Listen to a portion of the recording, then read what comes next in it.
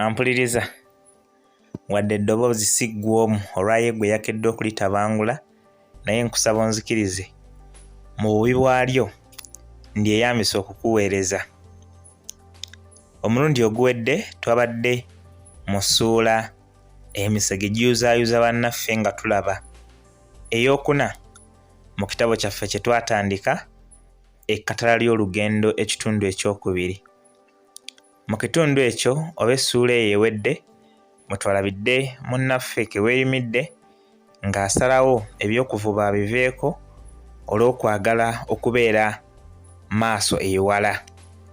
Anti tujjukira nti mu ssuula eri muwala w'omukulu anzaalira akabasa omukulu Gwiiso oluvannyuma lw'okubasinkana yali amulagidde obutaddira wadde okusemberera muwala we omulundi omulala.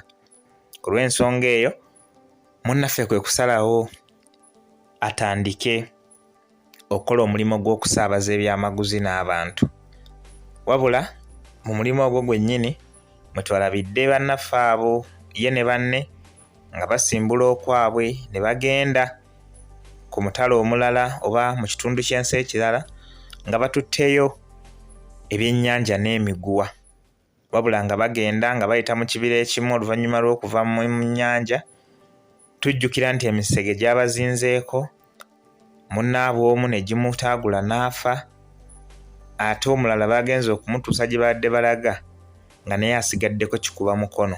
Tujjukira nti essuula eyo bwe twagifundikiridde nga munnaffe Keweerimidde basazeewo yasigale nga ali ne munne amale okuwona, bo bano beetikka ebintu bye baali badde banonye oba bye badde bagenda okuwaanyisaamu babitwale oba babizzeeyo ewaabwe.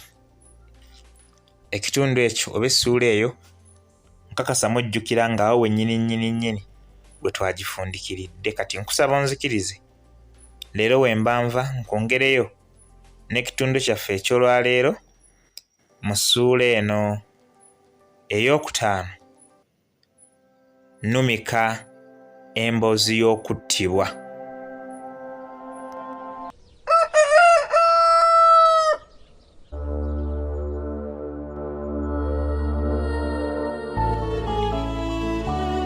Wabula basajja battu abaali balikutteko okudda okwaffe baaba naatera okugguka we twali tulesse eryato lyaffe ne basalibwako ekibinja ky'agasajja agatemu era agalwanya ag'entomo. Gano gaali gateeze nga gaagala kunyaga bintu bye baali nabyo omwali entungo, obuwunga n'amafuta bye baali bafunye oluvannyuma lw'okuwaayo ebyennyanja n'emiguwa bye twali tuleese. Bannange ne bwe bandibadde bakugu okukira abaali babateeze, ekituufu olutalo lwali luteekwa kuba kaluubirira kuba abanyazi baali bangi ate nga n'okwetegeka bo beetegese nnyo. Nga bategedde nti bano si banyazi bunyazi wabula abeeteeseteese n'okutta, bannange beewaayo balwaneko mu mbeera y'atakulekera naawe tomulekera, wabula nti baba baakanyweza enfo ng'eyatuwonya emisege zimuleese. Nga ku mulundi guli gwe yasooka okutununula ne ku luno yali abulidde mu kakookolo era ndowooza ng'oggyeko okuteebereza mpaawo yeekakasa nga ye yali ye. Olutalo yalwenyigamu ng'agezaako okutaasa bannange obutazikirira wabula wadde yatta abatemu abawera naye musajja wattu kataalugulemu obulamu era we yennyulira abombe yali afumitiddwa ekiso mu kibegaabega ate nga bannange bo bafuuse bagenzi. Nze yali atudde nga nninze munnange Kivunywa-wone naffe twabulira ekifo. Ku lunaku bannange lwe baasiibula akawungeezi nagenda okulaba nga gye baali bamujjanjabira ate waliyo omundi gwe baleeta awejjawejja. Obwongo bwayanguwa okugatta akakookola akaali ku maaso ge ne nsuubira nga y'oli eyatuwonya emisege. Wano nayagala mumanye okusingawo era bwe ntyo n'enswama yenna ayinza okufaanana okumumanya ennyo mwegayirira nnyamba nnyinyonnyole yali musajja wa nkula ki okuba n'obukugu obwo, era okwo kwe nnali ngasse n'okwagala okumanya ekimuviiriddeko okubeera mu mbeera eyo. Naye baba mumpisaako ku mulyango we nnali nnyimiridde okulaba ng'alinga alina akalambe ka nawolovu mu bulago waggulu w'ekibegabega. Kino nali neefaanaanyiriza kyefaanaanyirize oba ddala kyali kituufu. Amazima byansobera ne njagala nsooke nzuule ekituufu wabula nga n'engeri y'okuzuulamu si nnyangu, anti nali saagala ntegeerwe kale nga kizibu kuzuulira mu kwekukuma, era ku olwo mpaawo kigatta ku kino kye nazuula mpozi okuteebereza ebyannema okukkiriza. Enkeera w'olwo yali azzeeko akada anti obujjanjabi ye yaweebwa bwa nkizo n'okufaayo kusukkulumu wakati mu basawo okuduumirwa okukola buli kye basobola. Nali kumpi nga nninze okumwetegereza nyongere nzuule, wabula bwe yagolokoka we yali yeebase ate omusawo oyo yamuliko n'amukwata mu bulago ng'akebera ebbugumu, era nze yali agakanudde nga nninze agumuggyeko mwetegereze oba ddala alina akalambe ka nawolovu. Nali ntandise okweraliikirira nti enteekateeka zange ziyinza okugwa obutaka. Amaaso ge nali nkanudde nagamenyako ne nninda embeera endala okunsobozesa okumwetegereza, naye mba naakakkakkana ate ne wabaawo ayingira. Nze kwe kukyusa amaaso okutunula mu yali ayingiridde. Nga yakatuuka, olw'okuba ffe twali okuliraana we yatuukira, olwali okwesogga n'ambuuza embeera omulwadde wange mwe yali, era namuddamu nga bwe ntunula ku munnange eyali akyali mu bulumi. Wabula nagenda okwetegereza ng'ekiwero ekyali kisibye ppamba eyali mu bulago bwa kivunyu kiringa ekisumulukuse, kwe kwagala nziremu nkinyweze. Ekyennaku nti nagenda okumala ogwo nga gwe mbadde nswamye okwetegereza amaze okuddamu okwessaako engoye. Kale ng'okuzuula oteekwa kusooka kuzimuggyamu ekitaali kizibu buzibu wabula ekitasoboka. Era wano we namanyira nga buli kye nali nteeseteese kyali kimpise mu myagaanya. Ng'amaliriza okuzeemalirako nawulira ono eyali ayingidde ng'amubuuza embeera mwe yali, kuba nti omukulu yali ayagala okumanya, wabula yaddamu amwenya nga bw'ategeeza nga bwe yali afunidde eddala enjawulo. Mu kaseera kano ng'oggyeko abaali bamuleese mpozi n'omukulu Kikongoliro eyali akulembera ekitundu kino, ndowooza mpaawo mulala yenna yali yategedde kyamutuuseeko na luddawa gye kyali kimutuukiddeko, mpozi okuteebereza obuteebereza.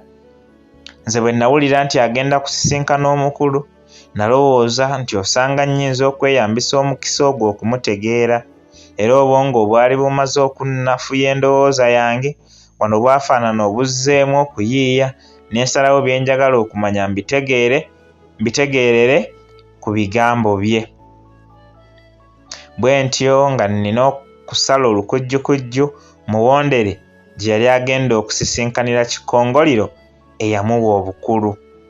Ekyannyamba nti baasisinkanira wabweru kyenkana ku kifugi ky'ennyumba y'omukulu, era ku nsonda y'ennyumba ye saavaawo ne neetegeka okuwulira byonna ebinyumizibwa. Yasooka kuddamu kumubuuza mbeera mwe yali, bw'atyo munnaffe n'addamu nga bwe yali afunidde eddala enjawulo nga bwe yeebaza omukulu olw'okufaayo ennyo ku bulamu bwe. Bino ng'abiggusizza, oluvannyuma yatandika okuddamu ekibuuzo omukulu kye yali amubuuzizza ng'ayagala okumanya baali baani abaamutuusizzaako ebisago ebyenkanidde awo. Munnaffe yatandika okubinyumya byonna era ng'emboozi ye tannagifundikira. Nze awo nali mmaze okutegeera era n'okunnyonnyoka nti bannange bonna baali battiddwa. Omukulu byamudda ku matama ne yeebuuza byagenda okunnyonnyola mukulu munne Gwiso gwe yali amanyi nti ali eyo alinze bantu be na bintu, ekituufu nga teyeekakasa. Bye baatetenkanya okulimba byonna nabiwulira, era mu byo mwe mwali naffe ebyali bitwogerwako. Naye oluvannyuma beebuuza engeri y'okubitutegeezaamu nga tebamanyi nti byonna byali binziguka mu kutu ku nsonda we nali nkangabalidde okulumika ebyantuma okusiimuula agaali gakulukuta. Ennaku ya bannange abaali batemuddwa yanneerabiza bwe nnumikira mu kwekukuma, bwe ntyo ne nnyiiziiramu wabula mba ngenda okugattako ekinyiiziiro ekyokubiri ate ne nzijukira bwe nnali na okukisa okubeerawo kwange. Naye ebyembi nti nnali mpuliddwa, era bwe nawulira ng'ababadde bakolezezza emboozi basirise, nange ne nsimba obunkenke mbulewo baleme kundaba. Era ow'akakookolo yali atuuka we yali ayinza okundabira nga nze mmaze okuweta ensonda neekukume. Oluvannyuma yaweta n'addayo ndowooza beeyongereyo n'emboozi yaabwe, wabula nze wano nali sikyalina nnyo kye ndyetaaza, kuba wadde gwe nali nduubirira okumanya yali annemye okuteebereza, naye nali ntegedde ekikira ku ekyo. N'addayo ewaali munnange nga neddaabuludde bulungi obutafaanana wadde alina ekikuba ennyesisi kye nnaategedde, era ng'ennaku gye nnyina ku maaso ya munnange yekka ono eyali ku bisago, wabula ng'omutima gwo munyiikaavu nnyo era nga munda guli mu maziga.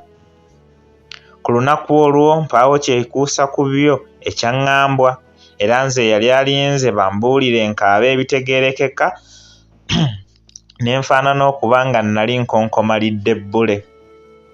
Nga wayiseewo ennaku endala 3 munnange yali azzeeko akada, era omukulu Fembi yatutumya okuva ono gye yali ajjanjabirwa. Akamwenyumwenyu ke yalina ku maaso kanneeraliikiriza munda, wabula ne sikawanuuzisa bigambo wadde ebikolwa, bwe ntyo ne nninda obubaka obwali bwekwese mu kko. Nga tumaze okumussaamu ekitiibwa, yakulisa munnange omusege, nange nanneebaza okumubeererawo nga bwakkalira mu ntebe ye. Yatutegeeza nti olw'okuba munnange yali ateredde, twalina okuddayo kuba yali yeekakasa nti ab'ewaffe batusubwa, era kuno kwe yasinziira okutumya ow'akakookolo n'amulagira ateeketeeke abagenda okutuwerekerako okutuyisa mu kibira emisege tegiddamu okutukola akabi. Ku bigambo ebyo mpaawo kyankanga kuwulira, wabula nali ndowooza nti asazeewo kutandikira eyo aleme kusookera mu bya nnaku, naye ekyankanga kwe kuwulira nga twagaliza olugendo olulungi ewatali kisukkawo kyatutegeezezza. Wadde nalina bye nneetaaga okumanya, naye saalina we nva kuwanuuza, era bwe ntyo mu busobevu bwe navaayo nzire okwaffe. Olw'okuba tetwalina kindi kye tutwala, olwali okufuluma nga twekuba ku mbalaasi, kuba n'abaali bagenda okutuwerekerako baali bamaze okwetegeka. Wabula embalaasi nga tezinnasimbula mu bubba, nakyusa amaaso ne ntunula ku w'akakookolo, wabula naye namusanga ntunuulidde. Olw'obwekengeze bw'okulowooza nti yali anteebereza okuba nga nze nali mbalumika, nayanguwa ne mungamuggyako, ate mu kabanga katono ne ngamuzzaako ndabe oba alekedde awo okuntunuulira. Naye era namusanga agantaddeko, wamma ne nnyongera okutya ennyo. Yafaanana atereeza akakookolo nga bw'alagira tusimbule. Abaali baweranga 15 baatukulembera, ate ye n'abalala 2 ne batuvaako emabega. Kino kyayongera okunkakasa nti bye nnali nalumise byali bityo, kuba bano bonna baali tebayinza kwegatta ku mugendo mbu kulwanyisa misege gyokka, wabula sirowooza nga kino nandikyefumiitirizza singa nnali sisangiddwa nga nnina kye mmanyi. Ampuliriza, eyo yebadde essuula yaffe. Nnumika emboozi y'okuttibwa, bwekyo bwefaananye okutuusa omulundi omulala lwe nadda n'ekitundu kyaffe ekirala mu ssuula era endala. Atakuumira mpeera nga bulijjo nja kumusaba bankuumire, mwenna buli omu gy'ali abeere bulungi era mweraba.